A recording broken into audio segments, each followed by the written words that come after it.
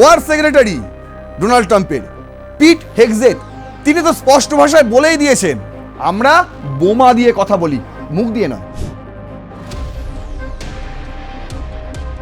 মানে Donald Trump 15খানা point Asim মুনিরকে পাঠিয়েছেন, এবার আসিম মুনির সেই 15খানা পয়েন্ট ইরানকে পাঠিয়েছেন। তাহলে ইরান যুদ্ধে হঠাৎ করে পাকিস্তানের উদয় হলো কেন?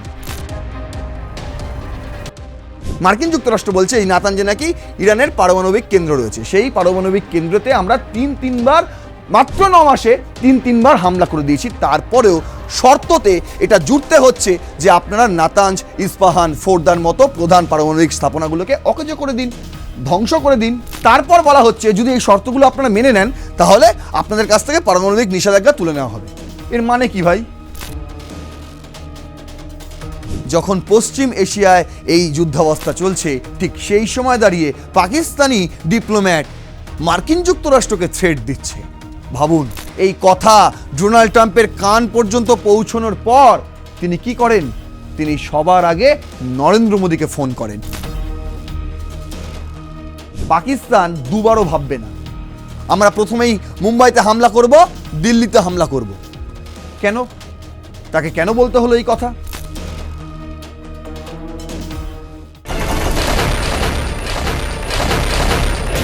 ইরান মধ্যপ্রাচ্য যুদ্ধের প্রায় 1 মাস, আর এই সময় দাঁড়িয়ে ডোনাল্ড ট্রাম্প তার হুঁশ ফিরেছে। তিনি এবার বলছেন যে একটা যুদ্ধবিরতি দরকার। প্রথমে তিনি 5 দিনের যুদ্ধবিরতি চেয়েছেন, তারপর তিনি 15টা পয়েন্ট উল্লেখ করে বলেছেন যে না, আমাদের 1 মাসের যুদ্ধবিরতি দরকার। আর এই 15টা পয়েন্ট উল্লেখ করেছে যে ইরানের কাছে পাঠিয়েছে বলে দাবি করছে মার্কিন যুক্তরাষ্ট্র, সেটা মধ্যস্থতাকারী হচ্ছে পাকিস্তান। পাকিস্তানের আসিম মুনিরের হাত দিয়ে নাকি ইরানে পাঠানো হয়েছে মার্কিন যুক্তরাষ্ট্রের ডোনাল্ড ট্রাম্পের প্ল্যান। আসলে শর্ত, তিনি বলছেন প্ল্যান। কিন্তু একটা প্রশ্ন উঠে আসছে, যে পাকিস্তান এতদিন পর্যন্ত ইরান যুদ্ধে মাথা ঘামায়নি, যে পাকিস্তান এই ইরান যুদ্ধে মাথা ঘামাবে না বলে আগেভাগে আফগানিস্তানের ওপর স্ট্রাইক করে বসেছিল, যাতে বলতে পারে দেখুন আমরা তো একটা অন্য যুদ্ধ লড়ছি, আমরা এই যুদ্ধে কি করে সামিল হব, আজ হঠাৎ করে সেই পাকিস্তান মধ্যস্থতাকারী হিসেবে উদয় হলো কেন? কি কারণ? কি কারণ? আপনারা ভাববেন পাকিস্তানের দর বাড়লো হয়তো। আরে সৌদি আছে, আরব আছে, আরব আমিরাত আছে, কাতার আছে, কুয়েত আছে, কত দেশ আছে মিডল ইস্টের ইরানের সঙ্গে মার্কিন যুক্তরাষ্ট্র ইসরায়েলের মধ্যস্থতাকারী হিসেবে কাজ করার জন্য। তাহলে পাকিস্তান কেন? আপনারা ভাববেন পাকিস্তানকে চুজ করেছে মার্কিন যুক্তরাষ্ট্র। আজ্ঞে না, না, আমি বলে দিচ্ছি পাকিস্তান আসলে ফেঁসে গিয়েছে। ফেঁসে গিয়েছে পাকিস্তান। তার কারণ এই আসিম মুনির, এই শেহবাজ শরীফ, তারা আগারও খাবে, ডগারও খাবে, চীনেরও খাবে, মার্কিন যুক্তরাষ্ট্র খাবে। আর দু নৌকায় পা দিয়ে চলতে গিয়ে এখন পাকিস্তান মাঝ গঙ্গায় হাবুডুবু খাচ্ছে। আর এই মাঝ গঙ্গা থেকে ওঠার জন্য ট্রাম্পের ধুতি ধরে টান মারছে। আচ্ছা, সেটাই আপনাদের বোঝাবো। ইন্ট্রো বেশি বড় করবো না, চলুন শুরু করছি আজকের রণক্ষেত্র। আপনাদের সঙ্গে রয়েছে আমি নারায়ণ। আজকের আমাদের headline, Pakistan trapped in Iran war. কেন বলছি পাকিস্তান বরাবর চেয়েছিল যে ইরানের যুদ্ধে আমরা জড়াবো না। মনে করে দেখুন 2025-এ যখন হামলা করেছিল, সেই সময় তারা আগে ভাগে সীমান্তটাকে ক্লোজ করে দিয়েছিল। ইরানের সঙ্গে পাকিস্তানের যতটুকু সীমান্ত রয়েছে আগে ভাগে ক্লোজ করে দিয়েছিল। কিন্তু দেখুন ওই সীমান্ত দিয়েই কিন্তু ইরানের থেকে চোরা পথে কম দামে তেল আমদানি করে পাকিস্তান। আর এবারও 28শে ফেব্রুয়ারি হামলা চালালো ইসরায়েল মার্কিন যুক্তরাষ্ট্র, তার অনেক আগে থেকেই পাকিস্তান জানতো যে ইরানে হামলা চালাবে মার্কিন যুক্তরাষ্ট্র। তাই তারা আগে ভাগে আফগানিস্তানে এয়ার স্ট্রাইক করে বসেছিল, যাতে বলতে পারে যে আমরা ওই যুদ্ধে কি করে জড়াবো, আমরা তো একটা অন্য যুদ্ধ লড়ছি প্যারালালি। কিন্তু দেখুন এত কিছু করার পরেও শেষমেশ সেই পাকিস্তানকেই এই ইরান মধ্যপ্রাচ্য যুদ্ধে জড়াতে হলো। তারা কি চেয়েছিল জড়াতে? তারা কিন্তু চায়নি, একদমই তারা চায়নি, কিন্তু জড়াতে হলো। আর সেই কারণেই আপনাদের বলছি তারা বাধ্য হয়েছে, বাধ্য। আর সেই কারণেই আপনাদের বলছি যে পাকিস্তান আসলে এই ইরান মধ্যপ্রাচ্য যুদ্ধে ফেঁসে গিয়েছে। ঠিক কিভাবে ফেঁসেছে সেটাই খোলসা করছি। দেখুন তার আগে শুরু করছি ডোনাল্ড ট্রাম্পের যে 15খানা পয়েন্ট তিনি দিয়েছেন এবং তার পরিপ্রেক্ষিতে ইরানের কি মন্তব্য, ইরান কি বলেছে, সেটা আছে সবার আগে আপনাদের দেখাই। এনডিটিভি ওয়ার্ল্ড করেছে কিপ হরমুজ ওপেন যেটা সবচেয়ে বেশি মাথা ব্যথা ডোনাল্ড ট্রাম্পের, হরমুজ প্রণালী কেন খুলছে না। আচ্ছা, ড্রপ নিউক্স, যেটা সবচেয়ে বেশি মাথা ব্যথা ডোনাল্ড ট্রাম্পের, ইরান কেন পরমাণু শক্তিধর দেশ হবে। যদিও ইরান বারবার বলেছে যে না, তাদের কাছে কোনো পরমাণু নেই। ইভেন মার্কিন যুক্তরাষ্ট্রের ভেতরে, সরকারের ভেতর থেকেই অনেকে কিন্তু ডোনাল্ড ট্রাম্পকে এই বার্তা পৌঁছে দিয়েছে যে ইরানের কাছে পরমাণু শক্তি নেই, তারা পারবে না এইসব কিছু করতে। আরও ভালো করে স্পষ্ট করে ইনি বলেছেন, দেখুন, Iranian foreign ministry spokes person, এনার নাম ইসমাইল বাকাই, তিনি বলেছেন যে এটা 2003 সালে যখন আমাদের আয়াতুল্লাহ আলী খামেনি, তিনিই কিন্তু বলে দিয়েছেন না ইরান এই পরমাণুর দিকে আমরা যাব না। তারপরেও এতগুলো বছর পরে 2026-এ এসে 2025 থেকে শুরু হয়েছে ডোনাল্ড ট্রাম্পের এই পাগলামি যে না ইরান পরমাণু তৈরি করছে, ইরান পরমাণু তৈরি করছে, ভেঙে দাও ইরানের পরমাণু অবকাঠামো পরিকাঠামো, এই করে তারা 25 থেকে শুরু করেছে ইরানের ওপর হামলা, 25 থেকে। তার মাঝে আলোচনা চলছিল, আর আলোচনা চলার মাঝে আবারও একটা হামলা করে দিয়েছে। মানে বুঝতে পারছেন, তাদের হামলাটাই হচ্ছে মোটো। আরে ওয়ার সেক্রেটারি ডোনাল্ড ট্রাম্পের পিট হেগজেথ, তিনি তো স্পষ্ট ভাষায় বলেই দিয়েছেন আমরা বোমা দিয়ে কথা বলি, মুখ দিয়ে নয়, আমরা বোমা দিয়ে কথা বলি। আর সেটাই নমুনা দেখুন। আর যে শর্তগুলো দিয়েছে, বলছে প্ল্যান, ডোনাল্ড ট্রাম্প বলছে প্ল্যান, কিন্তু অ্যাকচুয়ালি এগুলো শর্ত। আপনাকে যখন আমি দেখাবো যে 15খানা পয়েন্ট, তখন আপনারাই বুঝতে পারবেন এগুলো একদমই শর্ত, এবং এটা একদমই ডোনাল্ড ট্রাম্পের নিজস্ব শর্ত। ইরানকে বলা হচ্ছে, চাপ সৃষ্টি করা হচ্ছে ইরানের উপর যে তোমরা মেনে নাও, না মানলে বিপদ। আগে পড়িয়ে দিই কি বলছে। বলছে inside Trump's 15 point plan to end Iran war. তার মধ্যে রয়েছে হরমুজ খুলে দিতে হবে এবং পরমাণুকে পরিত্যক্ত করতে হবে। The United states has sent to Iran 15 point plan to end the war that would include strict limits on its nuclear program and the reopening of the Strait of Hormuz, reports said Tuesday. যে দুটো কারণ আমি বললাম সেই দুটো কারণ, কিন্তু দেখুন সেকেন্ড লাইনে হচ্ছে সবচেয়ে বড় গল্পটা লেখা আছে। The new York Times quoting two anonymous officials said that the proposal was sent to Iran via Pakistan, which has offered to mediate. কেন ভাই পাকিস্তানকে মিডিয়েটরের ভূমিকা কেন নিতে হচ্ছে? আবার বিশেষ করে এটা তো পাকিস্তান লিখেছে, আপনি অন্যান্য সংবাদ মাধ্যমগুলো খুলুন, একদম স্পষ্ট করে বলে দিয়েছে এইটা আসিম মুনিরের হাত দিয়েই হয়েছে। মানে ডোনাল্ড ট্রাম্প 15খানা পয়েন্ট আসিম মুনিরকে পাঠিয়েছেন, এবার আসিম মুনির সেই 15খানা পয়েন্ট ইরানকে পাঠিয়েছেন। গল্পটা এরকম। আচ্ছা, কেন হঠাৎ আসিম মুনির চলে এলো সিনেমায়? হঠাৎ করে কেন চলে এলো? গল্পে তো ছিল না পাকিস্তান, তারা তো আফগানিস্তানের সঙ্গে যুদ্ধ লড়ছিল, তাই না? তাহলে ইরান যুদ্ধে হঠাৎ করে পাকিস্তানের উদয় হলো কেন?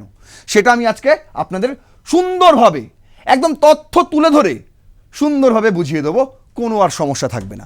বলছে Israel channel 12 said that the United States and Iran would declare a month-long ceasefire during which they would negotiate it on the basis of proposal. এবং এই 15টা প্রপোজালের মধ্যে, প্ল্যানের মধ্যে, বলছে প্রপোজাল, বলছে প্ল্যান, আসলে কিন্তু শর্ত।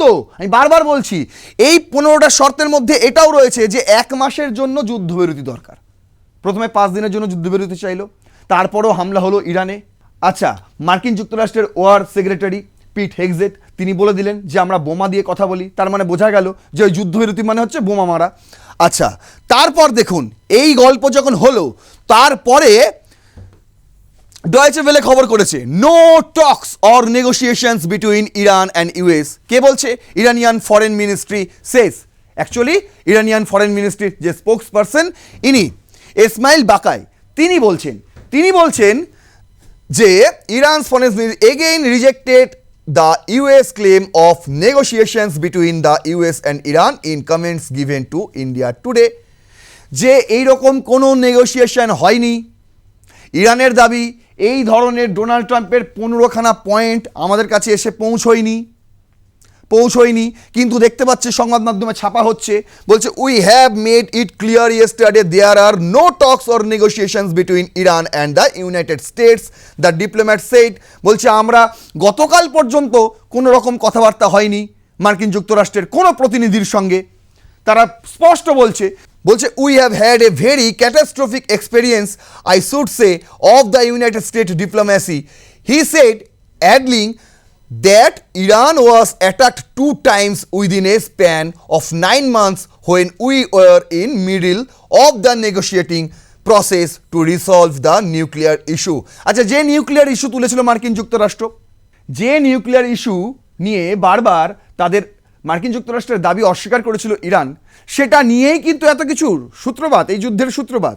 সেখানে দাঁড়িয়ে তিনি বলছেন, ইসমাইল বাকাই তিনি বলছেন যে আমাদের কিন্তু কথাবার্তা চলছিল এই পরমাণু বিষয়টাকে নিয়ে, কথাবার্তা চলছিল মার্কিন যুক্তরাষ্ট্রের সঙ্গে 2025-এ যখন হামলা করেছিল তারপর থেকে। কিন্তু দেখুন 9 মাসে যখন কথাবার্তা চলছে, আলোচনা চলছে, ঠিক সেই সময় মাত্র 9 মাসের মধ্যে দুবার হামলা করে দিল ইরানের ওপর মার্কিন যুক্তরাষ্ট্র। ইভেন 5 দিনের পজ, যুদ্ধ পজ করে তারপরেও হামলা করে দিল ইরানের ওপর। তাই তারা বলছে, Baghaei said Iran can not trust United State diplomacy.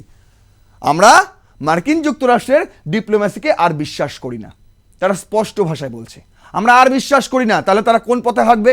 আমি গত এপিসোডেই আপনাদের বলেছিলাম ইরানের শেষ অস্ত্রটা কি, সেটা কোনো মিসাইল নয়, সেটা কোনো পরমাণুও নয়, সেটা হলো রেড সির ইন্টারনেট কেবল। যারা দেখেননি সেই এপিসোডটা অবশ্যই দেখে নেবেন। এরপর আপনাদের বলছি যে 15খানা শর্ত অ্যাকচুয়ালি কি, আপনারাই দেখুন, আমি পুরো বাংলায় সাজিয়েছি আপনাদের জন্য। বলছে 1 নম্বর হচ্ছে পারমাণবিক সক্ষমতা ধ্বংস। আচ্ছা, মার্কিন যুক্তরাষ্ট্র যুদ্ধ শুরু করেছিল কি কারণে? এই পারমাণবিক সক্ষমতা ধ্বংস করার জন্যই। নাতাঞ্জ সেখানে বারবার হামলা করেছিল, 25-এও হামলা করেছিল, 26-এ অনগোয়িং এই যুদ্ধের সময় দুবার হামলা করেছে। মার্কিন যুক্তরাষ্ট্রের দাবি নাকি ধ্বংস করে দিয়েছি নাতাঞ্জ কেন্দ্র। তারপরেও এই ধরনের শর্ত চাপাতে হচ্ছে। দেখুন, বলছে ইরানের বিদ্যমান সকল পারমাণবিক সক্ষমতা বা অবকাঠামো পুরোপুরি ভেঙে ফেলতে হবে। এটা হচ্ছে 1 নম্বর। 2 নম্বর হচ্ছে ইরান ভবিষ্যতে কখনোই পারমাণবিক অস্ত্র তৈরি বা অর্জনের চেষ্টা করবে না, এমন স্থায়ী প্রতিশ্রুতি দিতে হবে।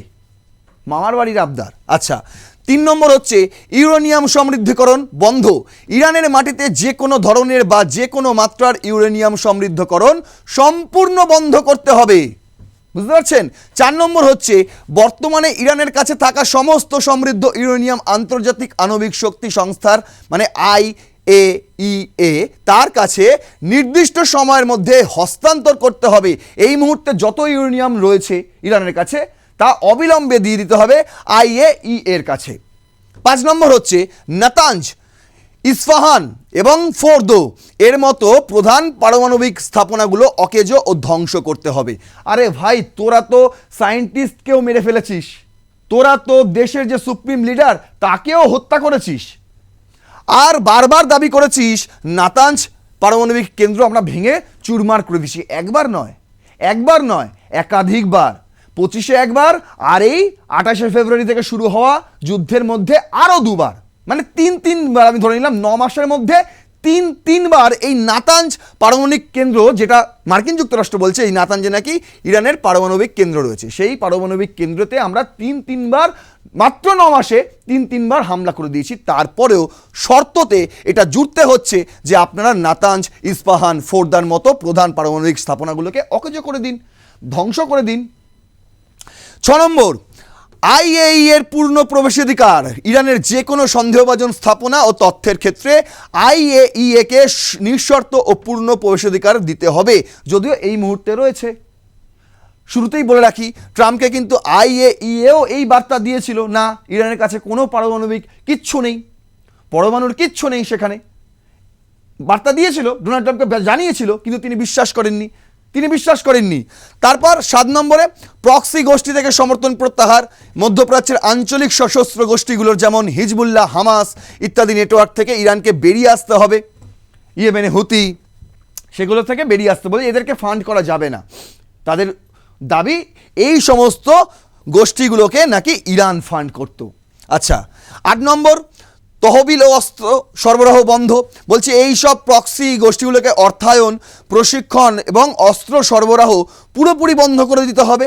9 নম্বরে হচ্ছে হরমুজ প্রণালী উন্মুক্ত রাখা। আন্তর্জাতিক জাহাজ চলাচলের জন্য হরমুজ প্রণালীকে সম্পূর্ণ মুক্ত ও নিরাপদ সমুদ্র অঞ্চল হিসেবে ঘোষণা করতে হবে। এই হরমুজ প্রণালীও কিন্তু আপডেট রয়েছে ইরানের কাছে। তারা একটা নতুন শর্ত চাপিয়েছে এই হরমুজকে নিয়ে, সেটাও আপনাদের আজকে জানাবো। 10 নম্বরে হচ্ছে ক্ষেপণাস্ত্র কর্মসূচিতে সীমাবদ্ধতা, ইরানের ব্যালিস্টিক ক্ষেপণাস্ত্রের সংখ্যা এবং পাল্লার ওপর কঠোর সীমা আরোপ করতে হবে। মানে বক্তব্য হচ্ছে আমরা যেটা চাইবো তোমাদের সেটাই করতে হবে, আমরা যতটুকু বলে দেবো তোমাদের ততটুকুই মিসাইল উৎপাদন করতে হবে, তার বেশি করতে পারবে না। আর যদি করেও ফেলো তোমরা ব্যবহারও করতে পারবে না, যখন আমরা বলবো তখনই তোমাদের ব্যবহার করতে হবে, এরকম একটা গল্প। 11 নম্বরে প্রতিরক্ষামূলক ব্যবহার, ইরানের ক্ষেপণাস্ত্র শক্তিকে শুধুমাত্র আত্মরক্ষামূলক কাজে ব্যবহারের মধ্যে সীমাবদ্ধ রাখতে হবে। ও আচ্ছা, বলছে যদি আপনারা নিজে থেকে মিসাইল হামলা করতে পারবে না, যদি কোনো দেশ তোমাদের ওপর হামলা করে তাহলেই তোমরা সেই দেশের ওপর হামলা করতে পারবে, এটা নাকি লিখিত দিতে হবে মার্কিন যুক্তরাষ্ট্রকে। 12 নম্বরে হচ্ছে ইরান এই শর্তগুলো মেনে চললে তার উপর থেকে সমস্ত আন্তর্জাতিক ও পারমাণবিক নিষেধাজ্ঞা তুলে নেওয়া হবে। আরে তুই তো পারমাণবিক নিষেধাজ্ঞা দিয়েই বলছিস পারমাণবিক নিষেধাজ্ঞা তুলে নিতে হবে, মানে গল্পটা একটু বুঝে দেখুন। প্রথমেই বলা হচ্ছে সমস্ত পারমাণবিক সক্ষমতা ধ্বংস করতে হবে, আচ্ছা যে সমস্ত পারমাণবিক স্থাপনা হয়েছে সেগুলোকে ধ্বংস করে দিতে হবে। তারপর বলা হচ্ছে যদি এই শর্তগুলো আপনারা মেনে নেন তাহলে আপনাদের কাছ থেকে পারমাণবিক নিষেধাজ্ঞা তুলে নেওয়া হবে। এর মানে কি ভাই, এর মানে কি? আচ্ছা 13 নম্বরে দেখুন, বলছে বিদ্যুৎ উৎপাদনের মতো বেসামরিক উদ্দেশ্যে যেমন বুশেহর পারমাণবিক কেন্দ্র ইরানকে প্রযুক্তিগত ও আর্থিক সহায়তা দেবে যুক্তরাষ্ট্র। আচ্ছা স্ন্যাপব্যাক মেকানিজম বাতিল, ইরান শর্ত ভঙ্গ করলে স্বয়ংক্রিয়ভাবে নিষেধাজ্ঞা ফিরে আসার যে বিধান স্ন্যাপব্যাক যেটা ছিল তা বাতিলের নিশ্চয়তাও দেওয়া হয়েছে। আর 15 নম্বরে হচ্ছে এই 14 পরিকল্পনা চূড়ান্ত করার জন্য আলোচনার সময় হিসেবে প্রাথমিকভাবে 1 মাসের পূর্ণ যুদ্ধবিরতি পালন করতে হবে। শুধু ইরান পালন করবে, আপনারা করবেন না, ইসরায়েল করবে না? একটু ইসরায়েলকে গিয়েও বলুন যে 1 মাসের জন্য যুদ্ধবিরতি পালন করতে হবে, কারণ আমরা আলোচনা করতে চাই। সব আলোচনা কি ইরানই করবে? সব শর্ত কি ইরানই মানবে? ইরানেরও 3টে শর্ত ছিল, ভেবে দেখুন কি কি শর্ত দিয়েছিল। তারা প্রথমেই বলেছিল হামলা বন্ধ করুন এবং আমাদের যে সার্বভৌমতা সেটাকে বজায় রাখুন, 1 নম্বর। 2 নম্বর হচ্ছে ক্ষতিপূরণ দিন, যা যা এতক্ষণ ধরে আপনারা ইরানের ধ্বংসপ্রাপ্ত করেছেন, যা যা ধ্বংস করেছেন তার ক্ষতিপূরণ দিন। আর 3 নম্বর হচ্ছে কথা দিন যে ভবিষ্যতে আর কোনো দিন ইরানের ওপর হামলা কেউ করবে না, না মার্কিন যুক্তরাষ্ট্র না ইসরায়েল। মাত্র 3টে শর্ত দিয়েছিল, 3টে। কে মেনেছে ভাই, কে শুনেছে? মার্কিন যুক্তরাষ্ট্রের কোন প্রেসিডেন্ট এই শর্তগুলোকে মেনেছে? উল্টে 15খানা চাপিয়ে দিয়েছে। আপনাকে 3টে শর্ত দেওয়া হয়েছিল, তার বদলে আপনি 15খানা শর্ত চাপিয়ে দিলেন। আর চাপিয়ে দিলেন সেই শর্তগুলো কাকে দিয়ে চাপালেন? পাকিস্তানকে দিয়ে। কে পাকিস্তান ভাই? ইরান পাকিস্তানকে এখন পুষছে না, তারা ভালো মতন জানে পাকিস্তান হচ্ছে কি। তারা প্রথম ভাবছিল পাকিস্তান হয়তো চায়নার সঙ্গে আছে, হ্যাঁ ভালো কাজ করছে। আপনাকে বলে রাখি 28শে ফেব্রুয়ারি যখন যুদ্ধ শুরু হয় তারপরেও কিন্তু চায়নাতে জাহাজ পাঠানোর জন্য হরমুজ প্রণালী খোলা রেখেছিল ইরান। পাশাপাশি পাকিস্তানের জন্যও কিন্তু খোলা ছিল শুরুর দিকে পাকিস্তানেও কিন্তু জাহাজ গেছে এই হরমুজ প্রণালী হয়ে, মানে 28শে ফেব্রুয়ারির পরে যুদ্ধের শুরুর দিকে। আর এখন কি অবস্থা দেখাবো আপনাদের। তার আগে বলে রাখি পাকিস্তান কোথা থেকে ঢুকলো, কিভাবে ঢুকে গেল পাকিস্তান এই ইরান মধ্যপ্রাচ্য যুদ্ধে, তার বড় গল্প হচ্ছে 22 তারিখ পাকিস্তানের একটি টিভি চ্যানেল একটি শো হয়, আর সেই টিভি চ্যানেলের শোতে আসেন আব্দুল বাসিত। ইনি হচ্ছেন এক্স এনভয় পাকিস্তান, যিনি ভারতেও কাজ করেছেন। দ্য এনডিটিভি ওয়ার্ল্ড করছে Pak must not think twice, hit Mumbai Delhi, ex envoy chilling remarks. তিনি ওই শোতে বলেছিলেন পাকিস্তান দুবারও ভাববে না, আমরা প্রথমেই মুম্বাইতে হামলা করব, দিল্লিতে হামলা করব। তাকে কেন বলতে হলো এই কথা? কবে বলেছিলেন? 22 তারিখ। কেন বলেছিলেন দেখুন, বলছে attacking Indian সিটিজ such as new Delhi and Mumbai should be Pakistan's default move if the country comes under attack from the US. তিনি বলছেন, আব্দুল বাসিত তিনি বলছেন, একজন পোড় খাওয়ার ডিপ্লোম্যাট পাকিস্তানের, তিনি বলছেন যদি আমেরিকা ভাবে পাকিস্তানের ওপর হামলা করবে, পাকিস্তান দুবারও ভাববে না, সবার আগে ভারতের নিউ দিল্লি এবং মুম্বাইয়ের ওপর হামলা করে বসবে। হ্যাঁ ভাবলাম ঠিক আছে মুম্বাই একটু তোমাদের ধরা ছোঁয়ার কাছেই আছে মুম্বাই, কিন্তু নিউ দিল্লি ভেবে দেখুন সাহস কত। আচ্ছা, এ former Pakistani diplomat has said during a TV show, Abdul Basit, Provocating and irresponsible remarks were made in response to a questions on US Director of National Intelligence Tulsi Gabbard statements flagging Pakistan's long-range ballistic missile program. তুলসী গাওয়ার্ড তিনি বলেছিলেন যে পাকিস্তানের missile কিন্তু মানে পাকিস্তানের মাটি মার্কিন যুক্তরাষ্ট্রের জন্য কিন্তু ভয়ানক হতে পারে, আগামী দিনে ভয়ঙ্কর হতে পারে। মানে পাকিস্তানকে তিনি বিশ্বাস করেন না, মার্কিন যুক্তরাষ্ট্র পাকিস্তানকে বিশ্বাস করে না। ডোনাল্ড ট্রাম্পের সঙ্গে আসিম মুনিরের শেহবাজ শরীফের পার্সোনাল সম্পর্ক থাকতেই পারে, তারা হোয়াইট হাউসে গিয়ে লাঞ্চ করতেই পারে, ডিনার করতেই পারে, কিন্তু তাই বলে এই নয় যে আপনি একটু ইতিহাস ঘেঁটে দেখুন পাকিস্তানের সঙ্গে মার্কিন যুক্তরাষ্ট্রের সম্পর্ক কোনো দিনই ভালো ছিল না, কোনো দিনই ভালো ছিল না। বরং পাকিস্তান সারা জীবন চায়নার কোলে বসে থাকতেই ভালোবাসতো, কিন্তু এখন তারা ব্যালেন্স করে চলতে চাইছে, দু নৌকায় পা দিয়ে চলতে চাইছে। আর এই দু নৌকায় পা দিয়ে চলতে গিয়ে তারা এখন গাড্ডায় পড়ে গেছে, আর সেই গাড্ডা থেকে ওঠার জন্য এখন বাবা বাবা করছে, ডোনাল্ড ট্রাম্পকে ডাকছে। এবার বোঝাচ্ছি গোটা বিষয়টা। বলছে তুলসী গাওয়ার্ডের এই মন্তব্যের পর তিনি খচে যান।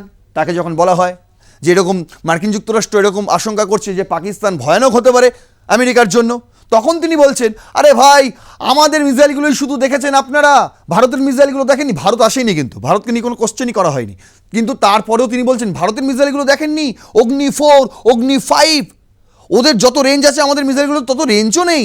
তিনি স্বীকার করে নিয়েছিলেন এই টিভি শোতে।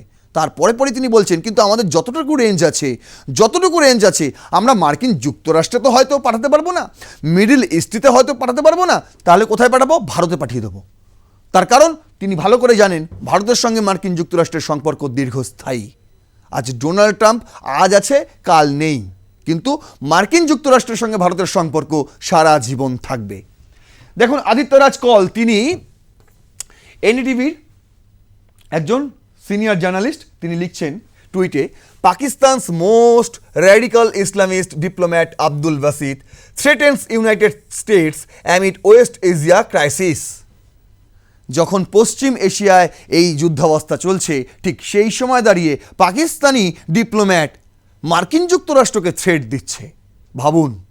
আচ্ছা, Basit former Pak high commissioner to India says if US attack Pakistan, Rawalpindi's Asim Munir will attack Mumbai and New Delhi if Pak missile don't reach Middle East. যদি মার্কিন যুক্তরাষ্ট্র পাকিস্তানে হামলা করে তাহলে আমাদের রাহুলপিন্ডিতে বসে আছে আসিম মুনির, তিনি সবার আগেই নিউ দিল্লি এবং মুম্বাইতে হামলা করে ফেলবে। তার কারণ তাদের মিসাইল মিডল ইস্ট পর্যন্ত পৌঁছবে না, তিনি সেটা খুব ভালো মতনই জানেন। সেই রেঞ্জ তাদের মিসাইলে নেই, আর সেই কারণেই তাদের সফট টার্গেট হতে চলেছে মুম্বাই। তিনি স্পষ্ট ভাষায় বলে দিয়েছিলেন, স্পষ্ট ভাষায়। তারপর কি হলো দেখুন। সবার আগে বলে রাখি যে হরমুজ প্রণালী, সেই প্রণালী দিয়ে এই মুহূর্তে কিন্তু ভারতের জাহাজ আসছে অবাধে। যে শর্ত ইরান দিয়েছে সেই শর্ত চায়নার যেমন মানছে, ভারতও তেমন মানছে। তাই একের পর এক জাহাজ তেল নিয়ে, গ্যাস নিয়ে ভারতের বন্দরে আসছে। আর এমন সময় দাঁড়িয়ে, মানে বুঝতে পারছেন, যখন ইরানের সঙ্গে ভারতের সম্পর্ক বন্ধুত্বপূর্ণ এই যুদ্ধ অবস্থাতেও, সেই সময় ভারতকে হিংসা কতটুকু করে পাকিস্তান যে তারা বলছে, যখন মার্কিন যুক্তরাষ্ট্রের ডোনাল্ড ট্রাম্পের কোলে বসে আছে আসিম মুনির, ঠিক সেই সময়ও পাকিস্তানি ডিপ্লোম্যাটকে বলতে হচ্ছে এই কথা যে তিনি আশঙ্কা করছেন মার্কিন যুক্তরাষ্ট্র পাকিস্তানেও হামলা চালাতে পারে, আর যদি চালায় তাহলে আমরা মার্কিন যুক্তরাষ্ট্রের বন্ধু দেশ ভারতের ওপর সবার আগে হামলা করব। এই কথা মার্কিন যুক্তরাষ্ট্রে পৌঁছানো পর্যন্ত, এই কথা ডোনাল্ড ট্রাম্পের কান পর্যন্ত পৌঁছানোর পর তিনি কি করেন? তিনি সবার আগে নরেন্দ্র মোদীকে ফোন করেন। দেখুন, ব্লুমবার্গ এই হেডলাইনটি করেছিল, বলছে Pakistan seeks to mediate talks with US Iran in Islamabad. তারা ইচ্ছা প্রকাশ করেছে যে আমরা ইসলামাবাদে ইরান আর ইউএসের একটা মধ্যস্থতা করিয়ে দেবো। কে? শেহবাজ শরীফ। এখানে আসিম মুনির নেই, শেহবাজ শরীফ একটা টুইট করেছিল, বিশাল বড় টুইট, এবং সেই টুইটটা ডোনাল্ড ট্রাম্পকেও তিনি ট্যাগ করেছিলেন। কিন্তু তার আগে দেখুন, দ্য হিন্দুর থেকে আমি এই দুটো কাট আউট নিয়েছি, সেখানে লেখা হয়েছে যে US president Donald Trump on Tuesday spoke with Prime Minister Narendra Modi and discussed the unfolding US-Israel war on Iran. This is the first conversation between the two leaders since February 28, which marked the beginning of the conflict that has since killed at least 6 Indians in the region and impacted free movement of energy resources through the Strait of Hormuz, sending shockwaves across the global energy market. বলছে কোনো জাহাজ যেতে পারছে না Hormuz প্রণালী দিয়ে, কিন্তু ভারতের জাহাজ কি করে চলে যাচ্ছে? আর ভারত তো খাতায় কলমে মার্কিন যুক্তরাষ্ট্রেরই বন্ধু দেশ, তাই না? তাহলে ইরান কি করে তাদেরকে যেতে দিচ্ছে তাদের জাহাজ? এই সমস্ত কথা নাকি নরেন্দ্র মোদীর সঙ্গে হয়েছিল ডোনাল্ড ট্রাম্পের। তাকে ফোন করে একটু তেল দিয়েছেন যে দাদা হ্যাঁ বুঝতেই পারছি, দেখুন না একটু ইরানকে কথাবার্তা বলুন না, দেখুন না কি করা যায়। তার কারণ কি? তার কারণ সৌদি আরব বলে দিয়েছে ডোনাল্ড ট্রাম্পকে, না এই যুদ্ধ থামাতে হবে না, কোনো দরকার নেই, তুমি রিজিম চেঞ্জ করো। ডোনাল্ড ট্রাম্পকে আগে থেকেই বলেছে আপনি রিজিম চেঞ্জ করুন, না হলে ইরানের ওপর কোনো ভরসা নেই। এই যতদিন এই খামেনি বংশধর থাকবে ততদিন মার্কিন যুক্তরাষ্ট্রের কিন্তু গল্প আছে। তাই তিনি প্রথমে নরেন্দ্র মোদীকে ফোন করেন। নরেন্দ্র মোদী এই ফোন কলের পর একটি টুইটও করেন, যেখানে তিনি জানান এই কথা যে হ্যাঁ ডোনাল্ড ট্রাম্পের সঙ্গে আমার কথা হয়েছে এবং স্ট্রেট অফ হরমুজ উন্মুক্তের জন্য ইরানের সঙ্গেও কথাবার্তা চলছে। যত তাড়াতাড়ি সম্ভব এই যে কনফ্লিক্ট, এই যে যুদ্ধাবস্থা, তা স্থিতাবস্থায় ফিরিয়ে নিয়ে আসার জন্য কিন্তু আলোচনা চলছে। আর এইটা কোনো ক্রমে পাকিস্তানি মিডিয়াতে চলে যায়। এই খবর চলে যাওয়ার পরেই শেহবাজ শরীফের মাথা ঘুরে যায়, আরে ডোনাল্ড ট্রাম্প যাকে আমরা এতদিন ধরে তেল দিলাম, মানে আমরা বালুচিস্তানের ইউরেনিয়াম খনিজ পদার্থ নিয়ে গিয়ে তাকে বেচে দিয়ে এলাম, মানে গোটা পাকিস্তান ধরে আমরা ডোনাল্ড ট্রাম্পকে বেচে দিলাম, তারপরে ডোনাল্ড ট্রাম্প আমাদের ফোন না করে নরেন্দ্র মোদীকে ফোন করলেন। আহা, দেখুন যে ফোন তাকে করেনি, একদিক দিয়ে তিনি দীর্ঘশ্বাস ফেলেছেন, না আমাদের ফোন করেনি ঠিক আছে, আবার অন্য দিক দিয়ে তার একটা আশঙ্কাও তৈরি হয়েছিল শেহবাজ শরীফের, কেন ফোন করলেন না আমাকে, কেন নরেন্দ্র মোদীকে ফোন করলেন? হ্যাঁ, তার কারণ আছে।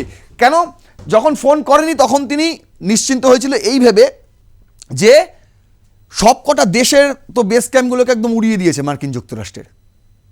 ইরান বেঁচে আছে কোনটা? ইরানকে মানে ইরানের ওপর হামলা করা যায় এরকম কোনো দেশ আশপাশে, সেটা হচ্ছে পাকিস্তান। পাকিস্তানে যে ইউএস বেস ক্যাম্পগুলো রয়েছে, বলা হচ্ছে যে জেডি ভান্স পাকিস্তানে এবার যাবে, ভাইস প্রেসিডেন্ট ডোনাল্ড ট্রাম্পের মার্কিন যুক্তরাষ্ট্রের।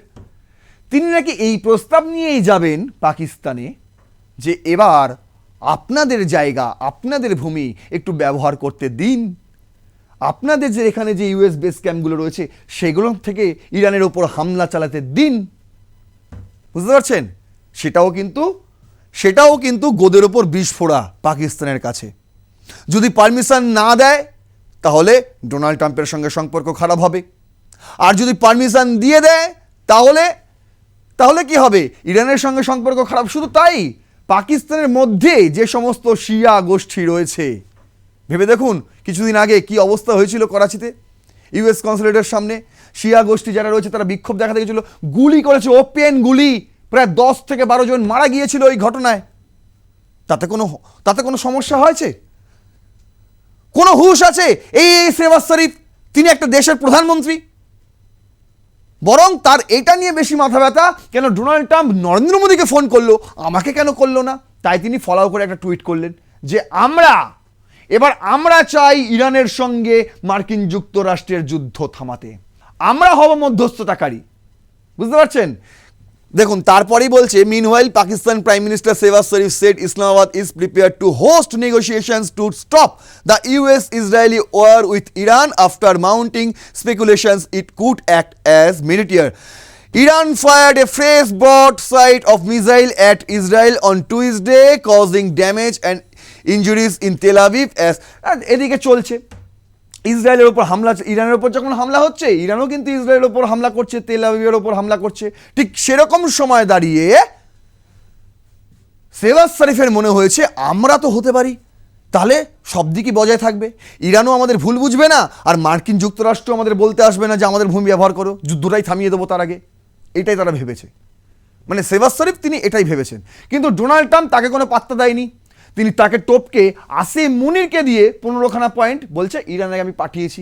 যদি ইরানের ওই যে দেখালাম ফরেন মিনিস্ট্রির স্পোক্স পারসন, তিনি বলছেন না এরকম কিছুই আমাদের কাছে আসেনি, শুধু সংবাদ মাধ্যমে দেখছি, আমাদের কাছে কোনো অফার আসেনি, শুধু সংবাদ মাধ্যমে দেখছি, পড়ছি। এবং যে অফারগুলো তিনি পাঠিয়েছেন সেটা তো 1 বছর পুরনো, 2025-এ একই অফার তিনি করেছিলেন, তাদের মধ্যে কোনো অভিনবত্ব নেই, কোনো নতুনত্ব নেই। আর আমরা এইগুলো নিয়েই তো আলোচনা হচ্ছিল এতদিন। তাহলে কেন মার্কিন যুক্তরাষ্ট্র হঠাৎ করে আবার 28শে ফেব্রুয়ারি ইরানের ওপর হামলা করলো? দেখুন, এবার আপনাদের দেখাচ্ছি যে বেঈমানের দেশ পাকিস্তান, তাদের সারা জীবন বেঈমানি রক্ত বইছে গায়ে, বুঝতে পারছেন? প্রথমে 47-এ ইন্ডিয়ার সঙ্গে নিজের ভূমির সঙ্গে বেঈমানি, যে ভূমি তোদেরকে থাকতে দিল, যে ভূমি তোকে করে কর্মে খেতে দিল, এটা তোদের জন্মস্থান, সেই ভূমিটাকে তারা টুকরো করার জন্য উঠে পড়ে লাগলো মোহাম্মদ আলী জিন্নাহ। আর সেই মোহাম্মদ আলী জিন্নাহর বেঈমানি রক্তই কিন্তু বইছে আজকের এই আসিম মুনির, শেহবাজ শরীফদের শরীরে। তারাও যে বেঈমানি করবে, এর মধ্যে আর নতুনত্ব কিছু নেই। ওই যে সৌদি আরবের সঙ্গে ফ্যাক্ট কি সব হয়েছিল না, পাকিস্তানের হয়েছিল না, নাকি সৌদি আরবে হামলা করলে পাকিস্তান চলে যাবে যুদ্ধ করতে? পাকিস্তান তো যায়নি। সৌদি আরবে তো একের পর এক হামলা হয়েছে, ইরান করেছে, কই পাকিস্তান গেছে? শুধু সমবেদনা জানিয়েছে, সমবেদনা। অন্যদিকে ইরান মুসলিম দেশ, পাকিস্তানও মুসলিম দেশ, কিন্তু ইরানের পাশে দাঁড়িয়েছে পাকিস্তান। যখন আয়াতুল্লাহ আলী খামেনি তার হত্যা হলো, শুধু এই একটা টুইট, সমবেদনা জানিয়ে একটা টুইট, বুঝতে পারছেন? পাশে তারা কারোর দাঁড়ায় না, শুধু পাশে কারোর দাঁড়ায় যাদের পয়সা আছে, চীন যাদের পয়সা আছে, মার্কিন যুক্তরাষ্ট্র, বুঝতে পারছেন? সৌদি আরবের পাশেও তিনি দাঁড়ায়নি এই আসিম মুনির, এই শেহবাজ শরীফ, যাতে তাকে কেউ ভুল না বোঝে। এখন তারা মধ্যস্থতাকারী হিসেবে উঠে এসছে, কিন্তু ইরান বুঝে গেছে পাকিস্তানের আসল মতলব, তাই ইরান পাকিস্তানকে আর কোনো ছাড় দিচ্ছে না। দেখুন, বিজনেস স্ট্যান্ডার্ড করেছিল হরমুজ প্রণালী নিয়ে ইরানের নতুন শর্ত, তারা বলছে non hostile ships can cross Hormuz strait on its terms, শেষ ইরান বলছে যারা আমাদের সঙ্গে সংঘাতে জড়াবে না, এই ধরনের জাহাজগুলো আমরা ছাড় দিয়ে দেবো, হরমুজ প্রণালী দিয়ে তাদেরকে আমরা যেতে দেবো। Iran said foreign ships are allowed to cross the strait of Hormuz as long as they are not supporting acts of aggression against the country and follow regulations put in place the তেহরানের যে শর্ত আছে সেই শর্তগুলো মেনে নিলে আমরা তাদেরকে যেতে দেবো, সে যে দেশেরই জাহাজ হোক, শুধুমাত্র মার্কিন যুক্তরাষ্ট্রের মিত্র দেশে না হলেই হবে। তাদের এটা একটা নতুন শর্ত এসছে হরমুজ প্রণালী নিয়ে। তারা বলছে যে আমরা যে শর্ত দিচ্ছি, আমাদের থেকে অনুমতি নাও, আমরা দেখবো যে তোমাদের ওই জাহাজ ওখান দিয়ে যাওয়ার সময় আমাদের ভূখণ্ডের কোনো ক্ষতি করছে কিনা, যদি না করে ঠিক আছে, আর যদি করে তাহলে কিন্তু গল্প আছে। বলছে the nation made the comments in a letter circulated to members of the international maritime organizations on Tuesday, adding that countries could benefit from safe passage in coordinate with the competent Iranian authorities. The original letter from Iran was dated March 22, the IMO। দেখুন, international maritime অর্গানাইজেশনকে এই চিঠিটা তারা 22 তারিখেই পাঠিয়েছিল, এই মর্মে যে যারা আমাদের সহযোগিতা করবে, আমাদের বিরুদ্ধে আগ্রাসন দেখাবে না, সেই সমস্ত জাহাজকে আমরা হরমুজ প্রণালী পেরোতে দেব কোনো শর্ত ছাড়াই।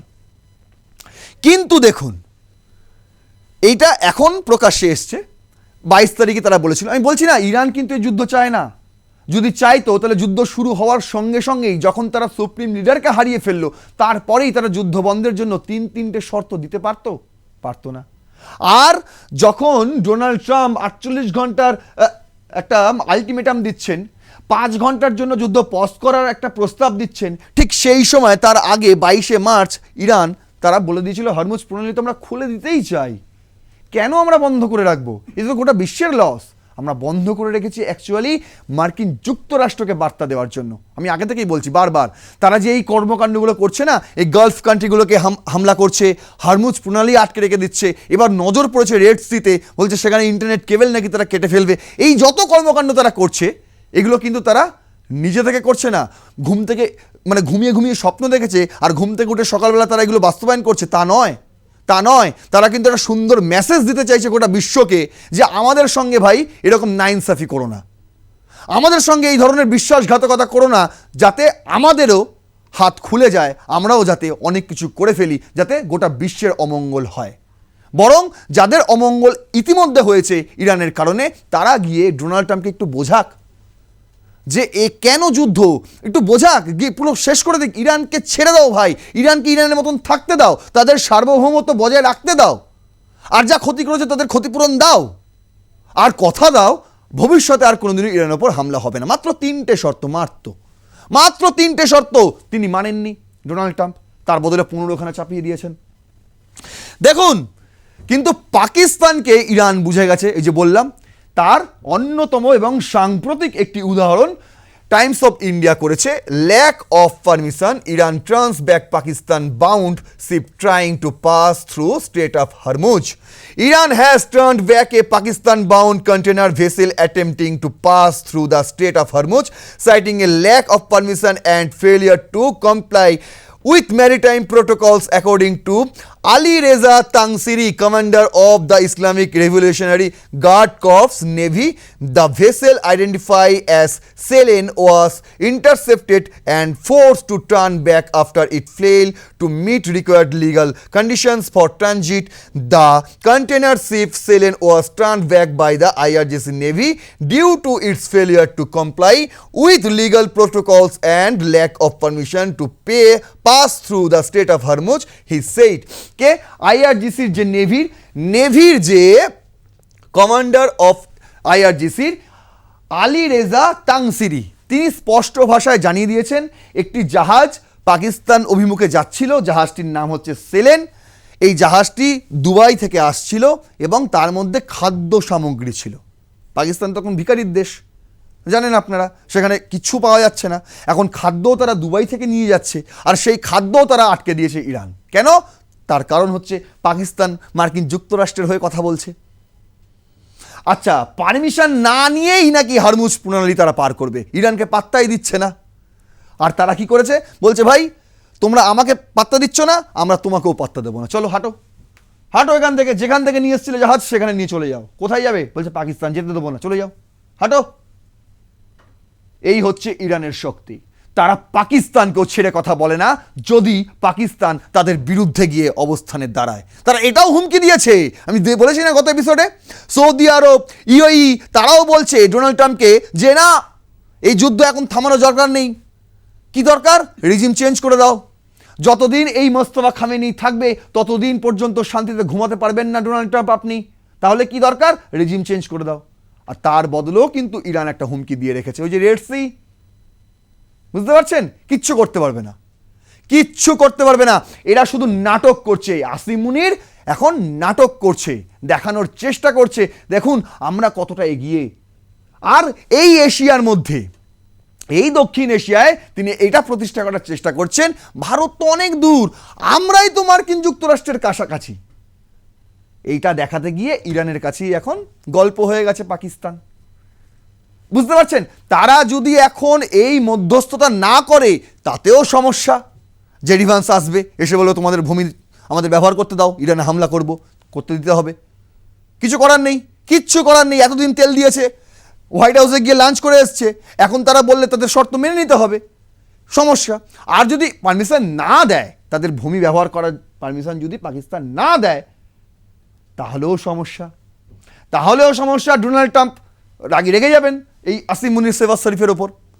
বুঝতে পারছেন কেমন ফ্যাসাদে পড়েছে, কেমন ফেসেছে পাকিস্তান এই ইরান মধ্যপ্রাচ্য যুদ্ধে। তারা চেয়েছিল ফাঁসবো না, তাই আগে ভাগে আফগানিস্তানের সঙ্গে যুদ্ধে একটা লিপ্ত হওয়ার চেষ্টা করেছিল, কিন্তু শেষমেশ বলে না, অন্যায় করলে তার মাসুল আপনাকে দিতেই হবে, আর চিটিংবাজি করলে তারও মাসুল আপনাকে দিতে হবে। সেই মাসুলই এখন গুনছে পাকিস্তান। যে প্রশ্ন দিয়ে আপনাদের শুরু করলাম, কেন মধ্যস্থতাকারী হিসেবে উদয় হলো এই পাকিস্তান, সেটা আশা করি শেষ পর্যন্ত বোঝাতে পেরেছি। যদি তারপরও কোনো প্রশ্ন থাকে তাহলে অবশ্যই কমেন্ট বক্সে লিখুন, আপনাদের গুরুত্বপূর্ণ মতামত অবশ্যই জানান। এবং আপনাদের কমেন্ট, প্রথম 100টা কমেন্ট কিন্তু আমি নিজে পড়ি, কথা দিয়ে বলছি, প্রতিটা কমেন্ট আমি পড়ি। গত এপিসোডেও একজন লিখেছেন কমেন্টে যে এপিসোড দেখতে খুব ভালো লাগে, খুব সুন্দর করে বোঝানো হয় রণক্ষেত্রতে, কিন্তু যেন মনে হয় আমি একজন টিচার, আপনারা স্টুডেন্ট, আমি পড়াশোনা করাচ্ছি, তা কিন্তু নয়। তা কিন্তু একদমই নয়। এই ভ্রান্ত ধারণা মনের মধ্যে একদমই রাখবেন না। যারা যারা এই ধারণা রাখছেন তাদের উদ্দেশ্যে বলছি, তার কারণ হচ্ছে আমি কোনো রকম পড়াশোনা করাই না এখানে শুধু আন্তর্জাতিক মিডিয়া, প্রথম সারির মিডিয়াগুলো যে খবরগুলো ছাপছে সেইগুলোকে তুলে ধরে নিয়ে আসি তথ্যর জন্য, মানে আপনাকে বলার জন্য যে দেখুন আমি অথেন্টিক একটা খবর আপনাদেরকে দেখাচ্ছি, নিজের গালগপ্প শোনাচ্ছি না। সেই কারণেই কিন্তু এই কাট আউটগুলো তুলে নিয়ে আসা, নাহলে কোনো প্রয়োজন পড়ে না। আমি আসবো, 4-5টা বই পেছনে সাজিয়ে রাখবো, আর যা যা বলার বলে দিয়ে চলে যাব। তাতে কি হবে? তাতে বিশ্বাস করবেন অনেক মিথ্যা কথা আমি বলে দিতে পারি, যাতে আপনাদের মনে হয় যে না, অবশ্যই এই এপিসোড বিশ্বাসযোগ্য। এই মনে হওয়ার জন্যই কিন্তু এই ধরনের আন্তর্জাতিক সংবাদ মাধ্যমের কাট আউটগুলো আপনাদের জন্য ব্যবহার করি। আশা করি ক্লিয়ার করতে পারলাম। অবশ্যই লাইক করবেন এই ভিডিওটি এবং সাবস্ক্রাইব করবেন আর প্লাস নিউজ 24x7। দেখতে থাকুন রণক্ষেত্র। জয় হিন্দ, বন্দে মাতরম।